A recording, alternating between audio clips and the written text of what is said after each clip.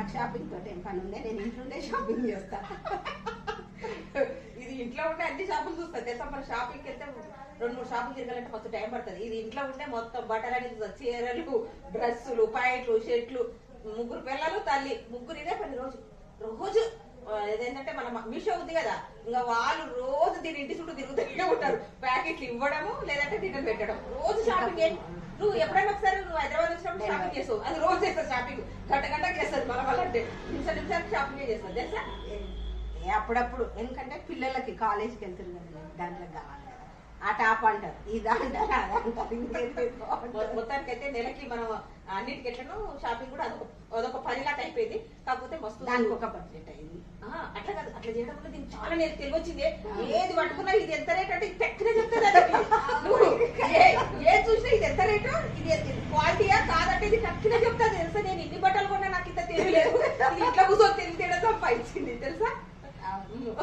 మామూలుగా కొన్నది చాలా విపరీతంగా కొట్టది. కాకపోతే దాంట్లో కూడా ఒక తెలివితేటలు ఉన్నాయి. మంచి బట్టలని ఎలా గుర్తుపట్టాలని రేటింగ్ అని చూసి,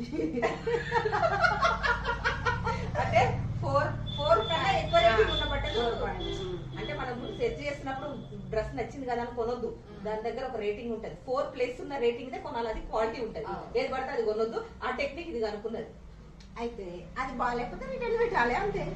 ఏముంది, మనకు మంచిగా అకౌంట్ లో డబ్బులు పడతాయి, లేదంటే అదే ఏమంటారు యాప్ అకౌంట్ లో వేసుకోవచ్చు. మళ్ళీ ఆర్డర్ పెట్టాలి, మళ్ళీ అదే షాప్ రిటర్న్ పెట్టాలి. అదే షాప్ లో మనం రిటర్న్ చేయడానికి చాలా కష్టం. దాని మనకి డబ్బులే ఫుల్ అయిపోతాయి. కానీ చాలా తెలివిగా బాగుంటుంది. కానీ నేనైతే రాని, మీరు ఇద్దరు కలిసి వెళ్ళండి, నాకు చేతి నొప్పి వేస్తుంది. ఇట్లా ఇట్లా అనుకుంటే నొప్పి వేస్తుంది కదా అనేది పని చేయండి.